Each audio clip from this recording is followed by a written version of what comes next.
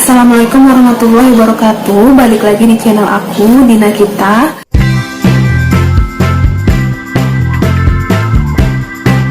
Di video kali ini aku akan berbagi pengalaman tentang anak aku yang terkena bisul. Sekarang bayi aku umur 5,5 bulan. Ini kebetulan aku masih di rumah sakit nemenin baby aku, dan insya Allah rencananya nanti sore kita akan pulang. Alhamdulillah anak aku sudah sehat ya, jadi bisa diperbolehkan pulang.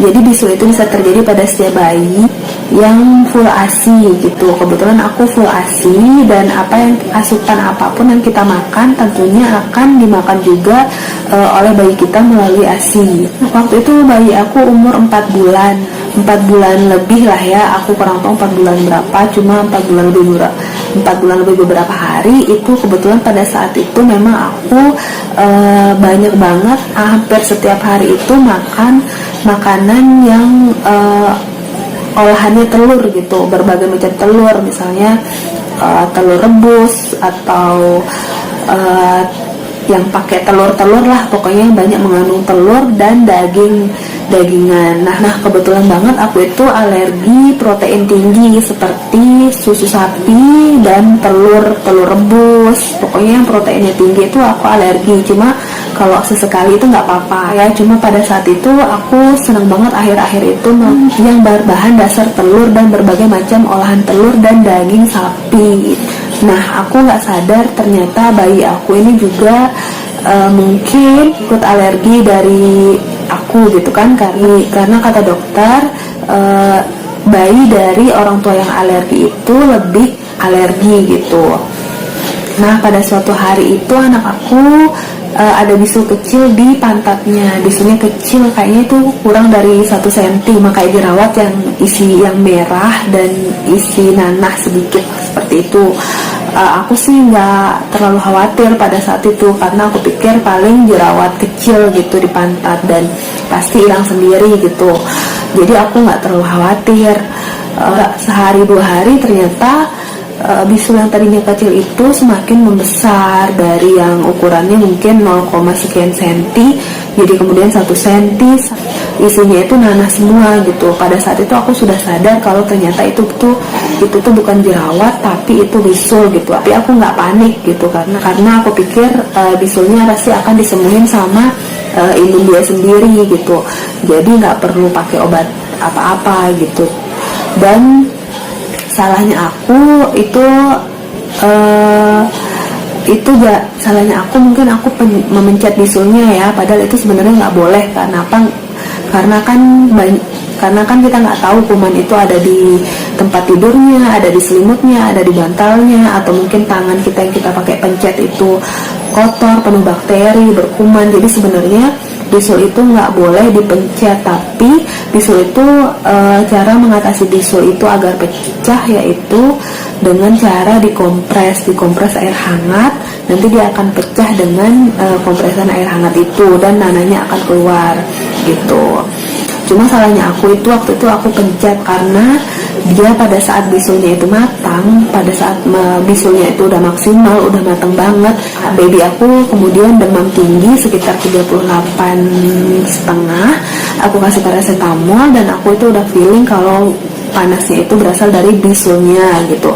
Pada saat malam hari ketika si baby aku tidur, aku pecahin bisulnya pakai gunting kuku. Tapi gunting kuku itu kan belum steril, jadi aku panasin dulu gunting kukunya itu di api gitu, di api lilin gitu. Aku panasin sekitar beberapa detik gitu, kurang dari 1 menit itu aku panasin supaya steril. Habis itu aku cuma tusukin aja ujung gunting kukunya itu ke bisul anak aku yang matang itu. Terus bisulnya pecah, baru deh aku kompres sama air hangat.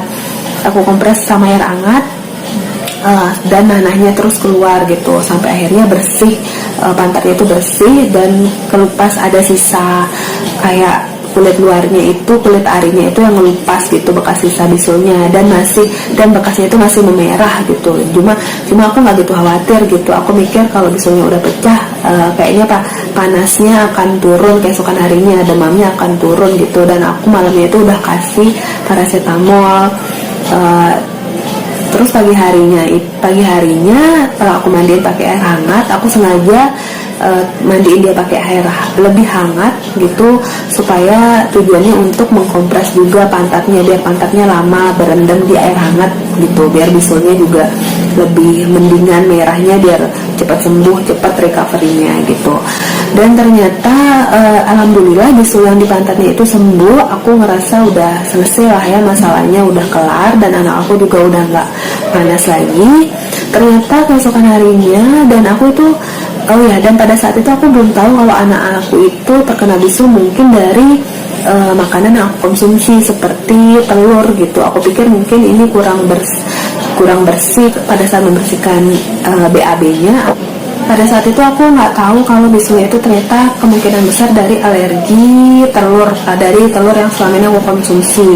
Dan pada saat anak aku itu terkena bisul, aku masih intens memakan makanan yang olahan telur gitu. Terus beberapa hari kemudian ternyata ada muncul bisul baru gitu di pantat anak aku gitu. Bisul yang sebelumnya itu udah recovery, dia udah hampir sembuh, cuma sedikit bekas-bekasnya aja gitu, kayak panu bekas-bekas bisulnya itu. Aku pikir itu udah selesai ya. Cuma ternyata muncul lagi bisul yang baru berdekatan dengan bisul yang lama gitu.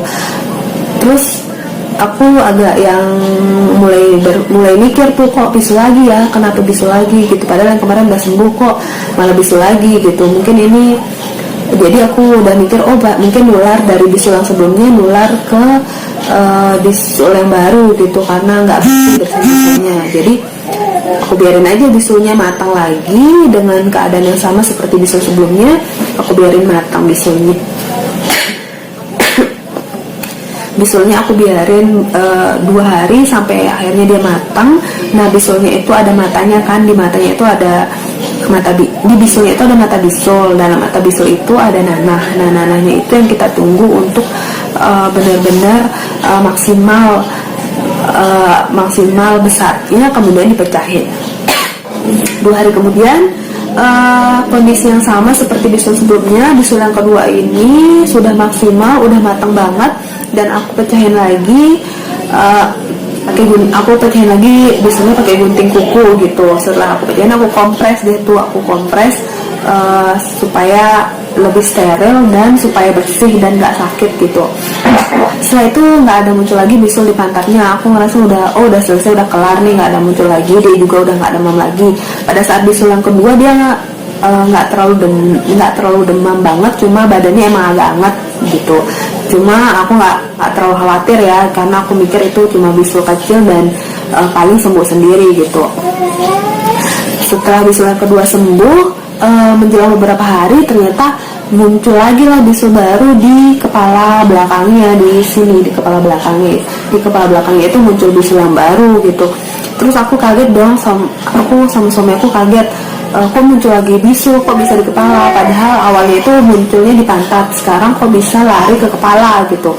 Nah ternyata setelah kesininya gitu, aku baru tahu ternyata kalau anak kita itu atau kita itu terkena bisul itu, dan bisulnya itu udah pecah, udah sembuh, itu bantal, spray, handuk, bed cover, semua yang udah pernah nempel di badannya itu harus diganti gitu, mams, dicuci bersih, diganti, karena kita nggak tahu, mungkin ada bakteri bisulnya itu yang menempel pada bantalnya, pada selimutnya, atau pada handuknya gitu. Jadi harus diganti semua biar nggak ketularan lagi bisulnya di tempat yang lain gitu. Setelah itu kan bisulnya ada di kepala lagi, itu bisul yang ketiga gitu. Tapi aku nggak terlalu gitu khawatir lagi gitu, karena aku mikir akan sembuh lagi seperti bisul yang 2 bisul di pantat gitu. Aku biarin lagi dengan proses yang sama. Terus yang ketiga ini kan bisulnya tuh di kepala, dan di kepalanya itu kan ada rambut lumayan, dan bayi aku lumayan lebat ya rambutnya. jadi bisulnya itu kayak agak tertutup rambut gitu loh, jadi aku agak susah ngebersihinnya setelah setelah bisulnya pecah, setelah bisul yang di kepalanya pecah, aku bersihin lagi. Cuma aku ngebersihinnya ternyata kurang bersih gitu, karena aku kayak terhalang gitu loh sama rambut-rambut kepalanya.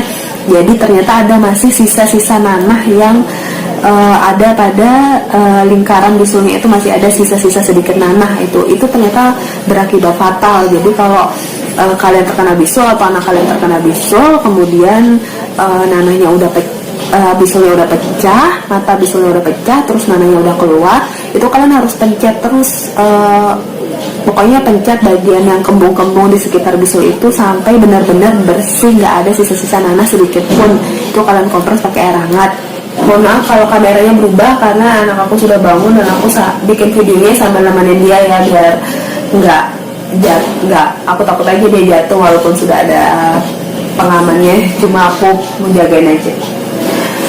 Oke, lanjut lagi Mams, ini kebetulan anak aku udah bangun, jadi aku bikin videonya sambil nemenin dia ya.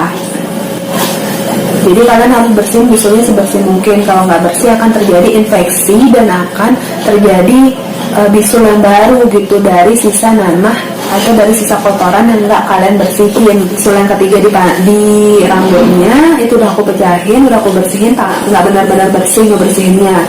Alhasil dia itu muncul bisul baru di bawah, berdekatan dengan bisulnya yang ketiga ya. Berdekatan dengan bisulnya di kepala itu muncul lagi bisul.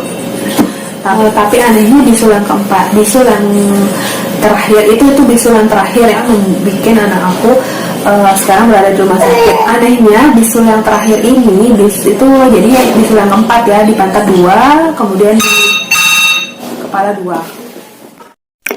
Nah ini dia bisul anakku ya Mams. Ini aku fotonya pas udah besar. Waktu itu sih masih kecil, cuma ini pas udah besar. Cuma ternyata ini ada yang lebih besar lagi gitu. Warnanya merah banget, dan dia kalau tidur selalu tidurnya ke samping gitu. Jadi kepalanya tuh agak peyang karena bisulnya tuh di belakang kepala. Jadi dia nggak bisa tidur terlentang. Kalau tidur terlentang, dia itu pasti bisulnya kena gitu. Jadi tidurnya pasti miring ke kanan, miring ke kiri gitu. Nah ini dia waktu bisulnya di rumah sakit, waktu itu bisulnya udah pecah. Cuma ternyata pas sampai rumah sakit ternyata itu masih ada nanahnya, belum keluar semua gitu nanahnya. Alhasil anakku diopnam sampai semingguan dan dibersihin bisulnya di rumah sakit. Nah ini dia waktu bisulnya udah dikempesin sama susternya, itu dipencet-pencet bisulnya karena waktu itu dikasih salep setiap hari dan dikasih antibiotik. Akhirnya bisulnya pecah, kena salepnya pecah lagi, kan udah pecah cuma ketutup mata bisulnya. Setelah dikasih salep itu pecah lagi dan nanahnya dikeluarin gitu Mams tuh. Jadi yang perlu kalian tahu yaitu nanahnya itu harus benar-benar keluar semua, nggak boleh bersisa sampai keluar darah-darah kotor gitu loh Mams. Jadi kalau nanah-nanahnya udah keluar itu mesti dipencet terus sampai darah-darah kotornya itu keluar gitu, sampai benar-benar kempes, jangan ada sisa. Nah ini adalah sisa darahnya, itu darah kotor. Jadi nanahnya udah habis, sisa darah-darah kotornya aja. Ini berarti udah nggak ada nanah di dalamnya, udah aman gitu, tinggal pengobatan aja gitu. Ini tuh pelajaran berarti banget ya buat aku, pelajaran berharga banget buat aku. Jadi buat kalian ibu-ibu muda mungkin yang masih awam, yang punya bayi atau anak kecil yang mungkin anaknya tuh terkena bisul, itu jangan disepelein. Jadi kalian tuh harus ngerawat bisulnya itu dengan cara yang tepat dan benar gitu. Jangan sampai kayak aku gini jadi berakibat fatal gitu. Kebetulan banget kan ini bisulnya itu nggak ada mata bisulnya gitu, dan hampir banget akan dibedah gitu pakai dokter bedah. Cuma pada saat malam terakhir itu, besoknya aku mau bedah, malamnya itu bisul anakku udah pecah gitu. Akhirnya paginya aku bersihin dan kemudian langsung paginya itu setelah aku bersihin bisulnya, nanah-nanahnya aku bersihin, aku langsung pergi ke rumah sakit dan ternyata belum keluar semua nanahnya. Syukurnya aku langsung bawa ke rumah sakit, dan pada saat itu dokter mutusin bahwa anak aku harus diopnam. Awalnya tuh 3 hari doang diopnamnya, cuma setelah 3 hari diobservasi lagi sama dokternya, itu ternyata nanahnya belum keluar semua gitu. Akhirnya ditambah lagi 2 hari, sekitar 2 atau 3 hari gitu, aku lupa. Jadi anak aku itu diopnamnya itu 1 minggu. Ini pelajaran banget buat aku ya moms. Jadi saran aku buat kalian yang punya bisul pada anaknya itu harus ditangani secara tepat, dikompres air hangat, terus menerus dikompres air hangat, dan dikasih salap. Salapnya itu beda-beda ya, tergantung dokternya, jadi kalian harus ke dokter aja secepatnya gitu. Dan kalaupun bisulnya itu sudah pecah, itu kalian harus bersihin pakai air infus, air NaCl itu bersihin buat sterilin, terus kalian tutup pakai kasa, kain kasa, kemudian kalian tempel. Itu tujuannya supaya nggak terjadi infeksi di bisulnya, dan bisulnya nggak melebar kemana-mana, nggak tertular ke bagian tubuh lainnya. Dan spray semua, selimut, sarung bantal, semua itu harus diganti biar benar-benar steril. Oke, gitu aja sih moms, tips dari aku. Semoga semuanya sehat-sehat aja. Apalagi di zaman corona kayak gini tuh, kalau sakit tuh rasanya serem banget. Jadi kalau bisa nggak usah sakit deh, sehat-sehat terus sampai coronanya habis. Sekian dulu video aku kali ini, semoga bermanfaat banget buat kalian. Jangan lupa like, comment, and subscribe channel aku sebagai dukungan kalian agar channel aku semakin berkembang. Oke moms, terima kasih. Assalamualaikum warahmatullahi wabarakatuh. Dadah. Sekarang udah jam setengah 10 malam dan kita udah mau pulang. Kita masih menunggu administrasinya aja. Nanti ditelepon ke sini sama kasirnya buat tahu rincian biayanya gitu. Jadi kita udah siap-siap dan tinggal mau pulang. Udah nggak sakit lagi, udah sembuh lagi. Doain ya biar adik sehat terus ya. Buat moms yang di rumah juga, jaga-jaga kesehatan karena musim kayak gini ya, musim wabah kayak gini, mesti pinter-pinter jaga kesehatan.